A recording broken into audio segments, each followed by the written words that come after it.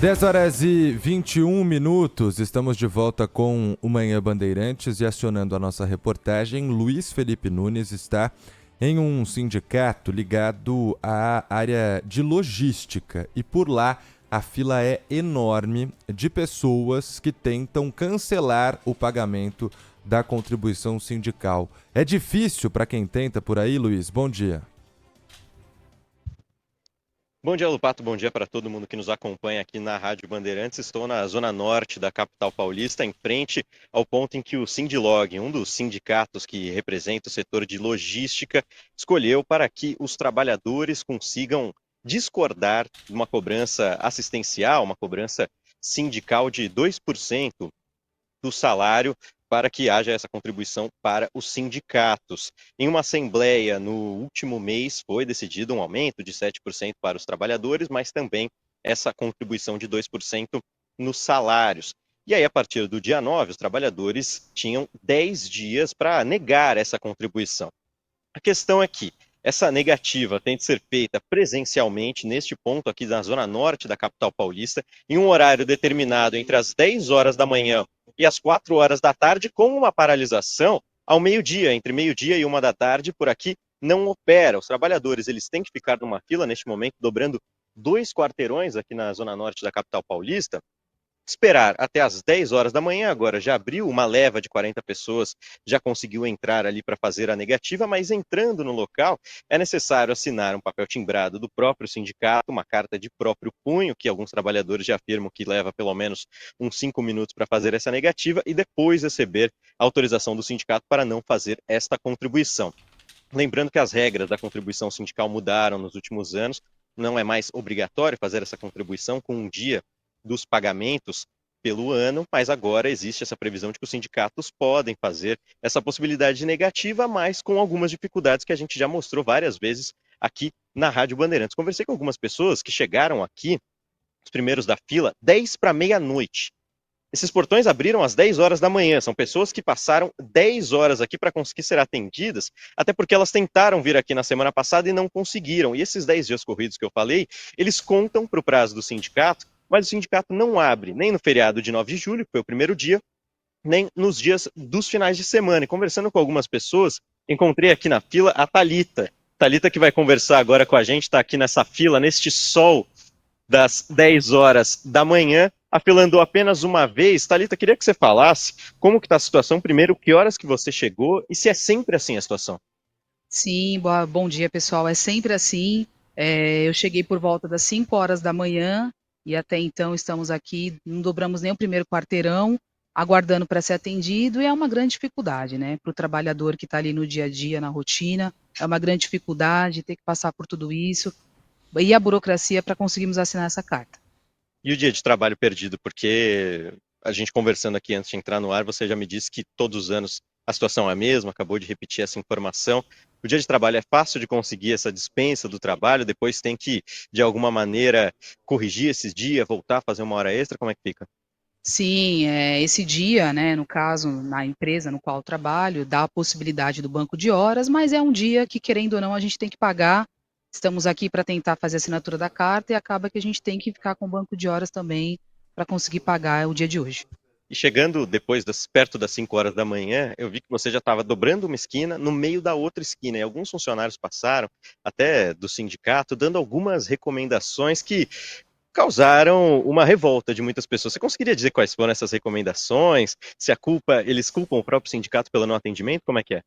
As recomendações é que o funcionamento começa a abrir às 10 horas da manhã, para do meio-dia para o horário do almoço, para do meio-dia até 1 hora da tarde, da 1 hora da tarde em diante se encerra às 16 horas, né? E a explicação que dão é o seguinte: quanto mais rápido você fizer a carta de próprio punho, mais rápido você sai e vai embora para sua casa, mas já deixando claro que muitas pessoas não conseguirão ser atendidas.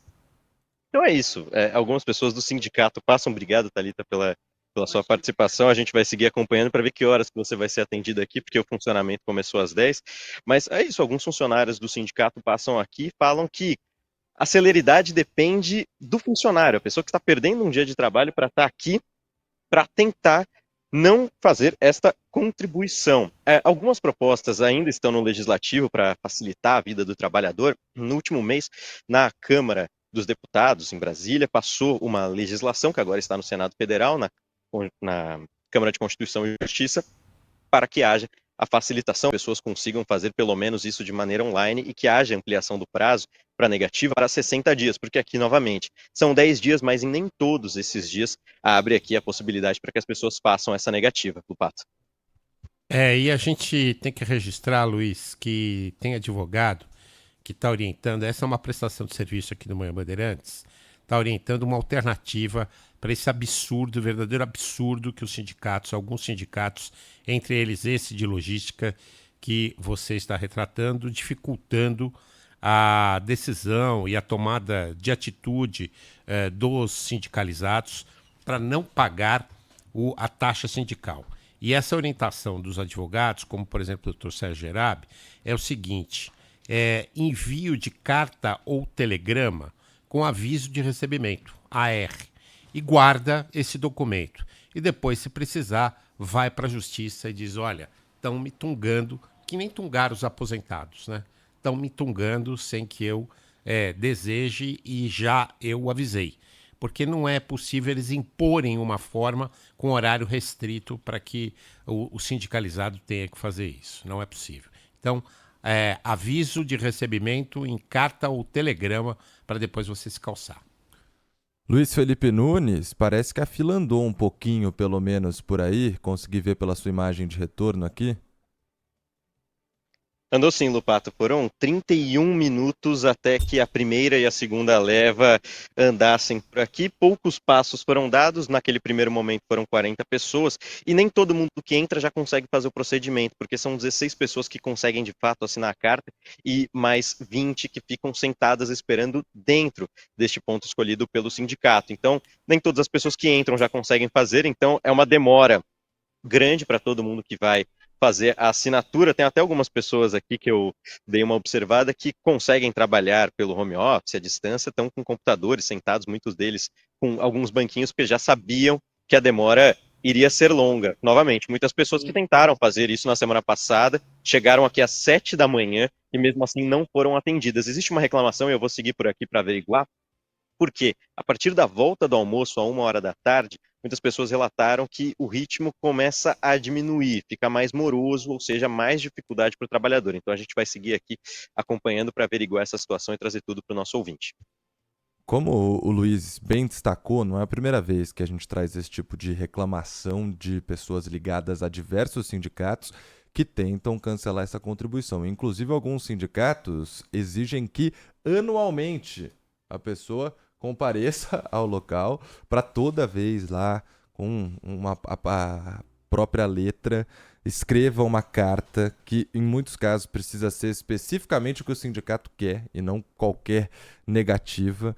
E aí são várias as complicações, claramente uma forma de dificultar a vida de quem não quer pagar. Sacanear o sindicalizado, essa é a palavra.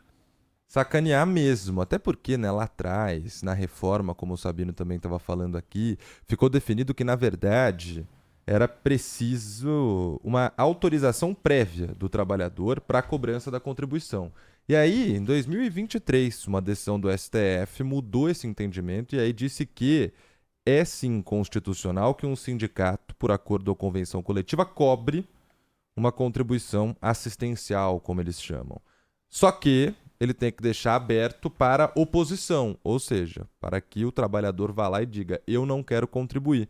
E aí, desde 2023, as regras não são claras se isso pode ser feito XYZ. Não, cada um faz de um jeito, dificultando a vida do trabalhador. Obrigado, viu, Luiz? Obrigado, gente. Um abraço para vocês. Obrigado.